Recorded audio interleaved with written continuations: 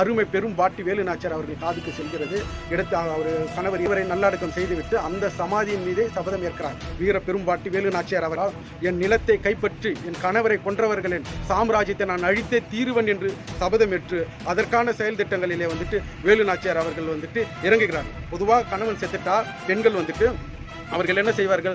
அரண்மனைக்குள்ளே முடங்கி போய்விடுவார்கள். அடுத்த கட்ட செயல்களை நகர்ந்து போக மாட்டார்கள், வீட்டுக்குள்ளேயே முடங்கி விடுவார்கள். ஆனால் வீரமங்கை வேலு நாச்சியார் அவர்கள் அப்படி முடங்கி விடவில்லை. தன் கணவனை கொன்ற ஆங்கிலேயரை பழி தீர்த்தே தீருவேன், என் நிலத்தை ஆக்கிரமிப்பு செய்த ஆங்கிலேயரை நான் பழி தீர்த்து என் நிலத்தை நான் மீட்டி எடுப்பேன் என்று சூளுரைத்து அதற்கான முயற்சியிலும் ஈடுபட்டு வந்தார். இந்த நிலையில தான் ஆங்கிலேயர் யானைப்படை மீது வேலு நாச்சியார் அவர்கள் கம்பீரமாக அமர்ந்து போரை எதிர்கொண்டுகிறார். வளரி வாளில் கை தேர்ந்தவராக இருந்த வேலு நாச்சியார் அவர்கள் போரில் சுரண்டு ஆங்கிலேயர்களை வீழ்த்துகிறார்கள். 10 நிமிடம் யானைப்படை என்றால் 10 நிமிடம் குதிரைப்படை என்றால் 10 நிமிடம் வாலியந்தி, 10 நிமிடம் வேலியந்தி என்று அனைத்து தரப்பிலும் சுரண்டு மிகப்பெரிய ஒரு அடி